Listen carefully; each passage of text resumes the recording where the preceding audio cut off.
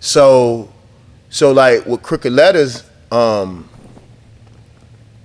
like I was into hip hop, and the reason why I was into hip hop because when I was growing up, Jackson, Mississippi, or it still is. Since I was growing up, since I was in junior high, Jackson, Mississippi has been in the top 15 of the murder capitals per capita. And the sad part about it is that since we have such a concentrated city, you can't, like in other cities, you can go a month, 2 months, without seeing, a op. You can't do that where I'm from. So smart. Like it's 3 days max. And like the sad part about where I'm from is it's so fucking peaceful when it ain't popping. So it's like birds chirping and shit. Tweet, tweet, tweet, tweet. What? It's deer. And what's the bird, Sally?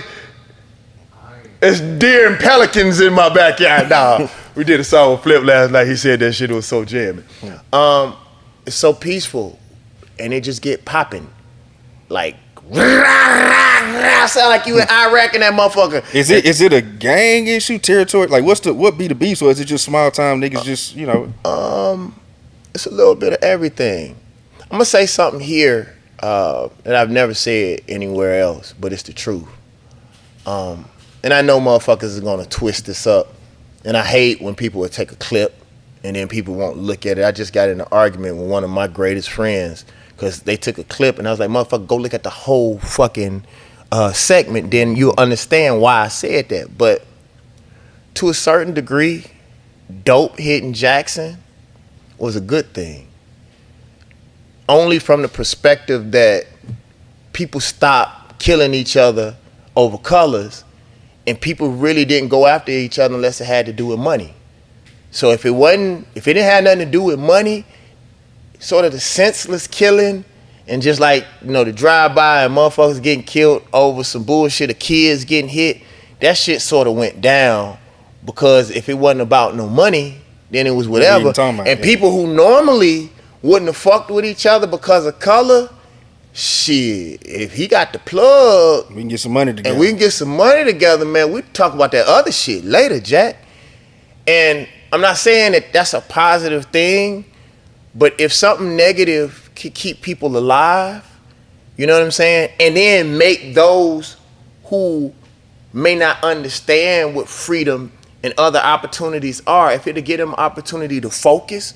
Because money and pain, when either of those things are on a motherfucker ass, has a way of making you focus a little bit. You know what I'm talking about? And so, like Crooked Letters, man, although I was a certain way in the streets, I never understood why you want to live in hell then rap about hell.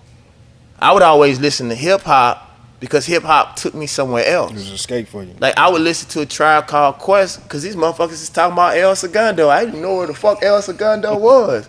You know what I'm saying? NWA was like, fuck the police. I had never heard nobody be that fucking brave. And although that was gangster music, their mentality about what they were talking about was different. It painted another picture. I always said, if you're gonna be a killer, like think of something else. Like, give a motherfucker about 17 cuts on his chest, set up a big ass motherfucking fan and throw salt on that motherfucking, beat his ass to death. Make the shit entertaining to me. You know what I mean? So Crooked Letters, I told everybody, it was like when I started being the David Banner that y'all love, it was basically because of Pimp C and Pastor Troy. Like when Pimp was like, we don't do hip hop, we do country rap tunes. Like Pastor Troy said, as long as I got GA, I don't need nothing else. And when I heard no playing GA, I said, you can do that on the radio now? I'm going back home. The other thing that happened to me was that I freestyled at Freaknik in the back of Morris Brown, I believe that was. And this just sounds so live. Like, it was painful though. I was broke than a motherfucker, G. Yeah. Like I don't even listen to a lot of my old music, man, because it was so fucking painful when I made that shit, man. When I did the song with Scarface off of the album That You Love, man, I was so fucking high and depressed that after I said the last word, I fell asleep, and when I woke up, it was still recording. Like that shit had recorded for like literally about 8-9 hours, bro. But that's like that's second solo though. You was still kind of mentally kind of in the play. Well, bro, think about this. I went from being homeless to being a millionaire, bro. Like literally from sleeping in my van to no bullshit, a quarter of everybody in the world knowing who the fuck I was. And imagine this. You're in a poor state in the United States, and the motherfucker say, he got $10 million. That's stress. Shit. Yeah. Dog, I remember when I went from being the 100, from me being the motherfuckers that looking at motherfuckers and thinking like, yeah, to I was the one. There was this club in Mississippi that was called the Birdland. And this is where all the hustlers went to. It's where all the hustlers went to and all of the high Diddy girls that was fucking hustlers. Like you would walk in there and be like, damn, this is where y'all go? Yeah. But this is where the money was and the excitement.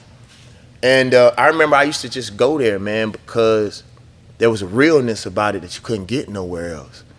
You know, it may not, and they would let me in there with my pistol. You know what I'm saying? So, I used to go there, and I remember how comfortable I used to be. I would go out in the world, and the Birdland is where I would, rest in peace, Big Sean. My owner died not too long ago, but that was one of the places where I could get peace. And I remember, and I always tell people, if I was a little bit shorter, a little less aggressive, and if I had done less in the streets, I don't know if I would have been here. So that's the reason why, if you ever notice, I do something crazy every now and then, or like it'll be an Instagram, and I let it go past my AR real quick, just to let a motherfucker to know that the old Dave Banner still in this bitch, and I put it on your ass. And I'd rather you be in the ground and we try to figure the other shit out than me be in the ground and y'all say I was innocent. Fuck that.